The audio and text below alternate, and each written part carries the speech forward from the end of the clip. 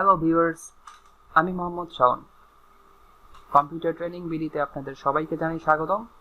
আজকে আমরা যে বিষয়টি নিয়ে আলোচনা করব সেটি হচ্ছে অ্যাডোবি ফটোশপ। অ্যাডোবি ফটোশপ কি? অ্যাডোবি ফটোশপ আপনার একটি graphics designing software. Adobe Photoshop দিয়ে কি ডিজাইন করা যায়?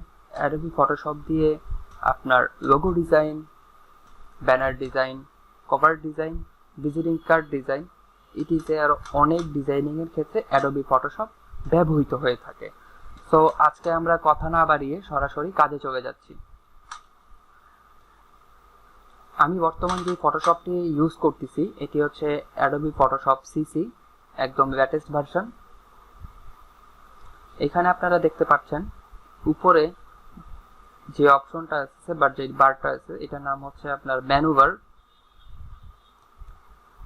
এটার নাম হচ্ছে টুল বার, এটা হচ্ছে আপনার প্যানেল বার,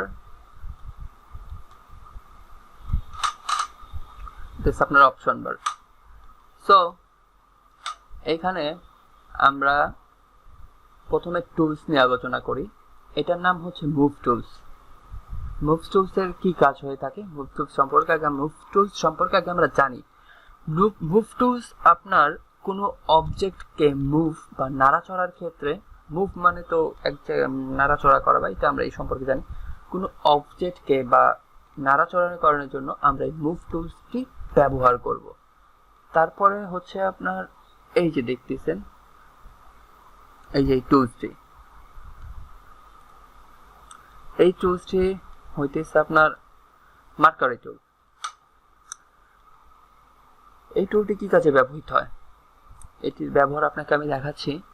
যেমন আপনি কোনো অবজেক্টের এতটুকু সিলেক্ট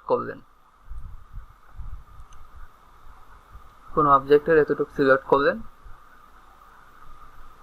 এইটা যে দেখুন, যখন আমি এইটা এই জায়গাতে ড্র্যাগ করলাম, ড্র্যাগ করার পরই যেমন ধরুন আমি অবজেক্টে এখানে ক্লিক করলাম, ক্লিক করার পরে এখানে মাউস ধরে টেনে এখানে ড্র্যাগ করলাম। ড্র্যাগ করার পরে এখানে আপনি দেখতে পাচ্ছি কিছু অপশন দিয়েছে। এটা বর্তমান এই জায়গাতে আছে সিলেকশন, একদম নিউ সিলেকশনে আছে, নিউ সিলেকশন। এখানে হচ্ছে আপনার অ্যাডেড বলতে আমরা যে এটা কি কাজে ব্যবহৃত এটাতে আমরা এখন ক্লিক করে আপনাকে দেখাচ্ছি। ধরেন আপনি এইখান থেকে তো এইটা আপনার এতটুকু নিয়েছেন, এখন এই জায়গা থেকে আপনার একটু বাড়তি দরকার, তো সেই ক্ষেত্রে আপনি এটাকে ক্লিক করে এখানে ড্র্যাগ করুন, দেখুন এখানে অ্যাড হয়ে গেছে। এই হচ্ছে অ্যাডেডের ব্যবহার। এটা হচ্ছে আপনার অ্যাডেডের উল্টোটা। ধরেন আপনি এই জায়গা থেকে আপনার এটা একটু বাড়তি হয়ে গেছে, যেমন আপনার এতটুকু দরকার নেই, তো আপনি এতটুকু কেটে দিবেন। তো সেই ক্ষেত্রে আপনি এটা ক্লিক করুন, এই যে আপনার এটা কেটে গিয়েছে। তারপরে আপনারা দেখতে পাচ্ছেন যেমন এই যে পাশেরটা, এখন আমার এত বড় দরকার নেই, এটা আরো আমার ছোট দরকার, তো সেই ক্ষেত্রে আপনি এটাকে এইভাবে ক্লিক করুন, এই যে ছোট হয়ে গেছে। এটাকে আপনি ইচ্ছা করলে আরো ছোট করতে পারেন, আরো ছোট করার ক্ষেত্রে তখন এটি ব্যবহৃত হয়ে থাকে। আচ্ছা, তাহলে আমরা এই টুলসটার একদম সঠিক কাজগুলো দেখে থাকি। আমরা প্রথমে ফাইলে চলে যাই, তাহলে একটি ছবি ওপেন করি।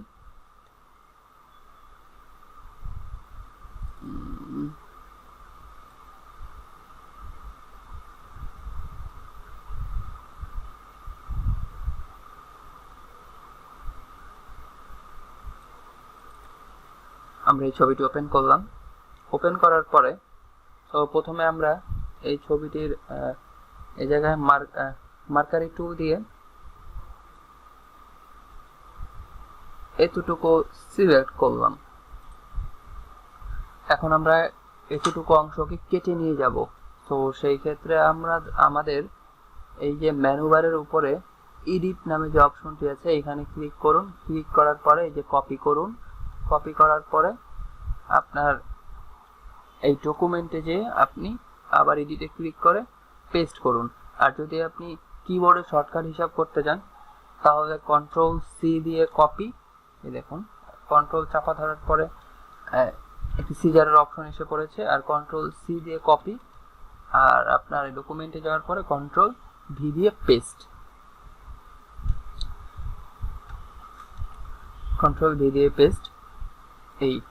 এটা যদি আপনি গোল আকারে সিলেকশন করতে চান গোল আকারে সিলেকশন করতে পারেন। সেম কাজ, যে control C control V, same জিনিস, দেখেছেন, সেম কাজ। তারপরে আমরা এটার মধ্যে আরেকটা জিনিস আপনি খেয়াল করবেন, যখন আপনি কোনো কিছু সিলেক্ট করবেন, করার পরে আপনার এই জায়গায় ফেদার নামে একটা অপশন আসবে। ফেদারের কাজটা কি, এখন আপনি জানতে চাইবেন ফেদারের কাজটা কি। তো আপনি ফেদারের এই জায়গা থেকে দেন এটা 25 দিয়ে আপনি এটা সিলেক্ট করে আপনি এখানে ড্রাগ করুন। ড্রাগ করার পরে দেখুন এটার যে 4টি মাথা আছে, মাথাগুলো কেমন যেন একটু গোল আকার হয়ে গেল। এই ফেদারের কাজ হইতেছে, এই কাজ করে ফেদার। যেমন আমি যদি ফেদারের জায়গা থেকে এখন 50 দিয়ে দিই, তাহলে দেখুন এটা আরো গোল হয়ে যাবে। যদি আমি ফেদারটাকে 100 দিয়ে দিই, তাহলে দেখুন এটা পুরোটাই প্রায় ডিম আকৃতি হয়ে গেছে। আচ্ছা গেল। তারপরে হচ্ছে আপনার ফেদারের কাজ তো আপনারা দেখলেন। সিঙ্গেল কলাম, সিঙ্গেল র। সিঙ্গেল র বলতে আপনি জায়গা থেকে সিঙ্গেল সিলেক্ট করবেন এতটুকু, এই জায়গায় আপনি এই যে এতটুকু সিলেক্ট করবেন, বা এই দুইটা আসলে কোনো কাজে ব্যবহৃত হয় না ফটোশপের, এই দুটো আমরা বাদ দিই, এই দুইটা কোনো কাজে আসলে ফটোশপের ব্যবহৃত হয় না। তারপরে যে জিনিসটা আপনি একটা জিনিস সিলেক্ট করবেন, এখন আপনি ভাবতেছেন এটা আমি এখন সরাবো কিভাবে। তো আপনার কিবোর্ড থেকে Ctrl+D প্রেস করুন, তাহলেই চলে যাবে। আমি আবার বলছি, সিলেক্ট করার পরে যদি আপনি সরাতে চান, বাট তাহলে Ctrl+D চাপুন, তাহলে এটা চলে যাবে। এখন আপনাদের কথা যে আমি কাট করলাম, তাহলে এবার আমরা মুভ টুলের ব্যবহারটা দেখি।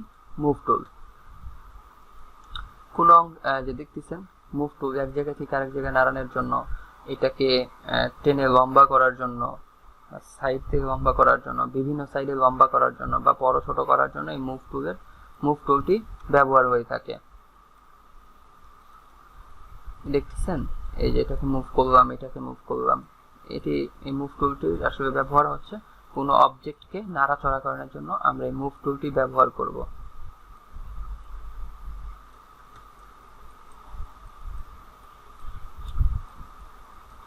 আপনারা দেখতে পাচ্ছেন যে আমি নাড়াচ্ছি এই ছবিগুলোকে, এই হচ্ছে মুভ টুলের ব্যবহার। সো ফ্রেন্ডস, আজকে এ পর্যন্তই থাকুক। যদি আমার টিউটোরিয়ালটি আপনাদের ভালো লেগে থাকে, তাহলে অবশ্যই আমার চ্যানেলকে সাবস্ক্রাইব করুন। আর ধন্যবাদ, সবাই ভালো থাকুন।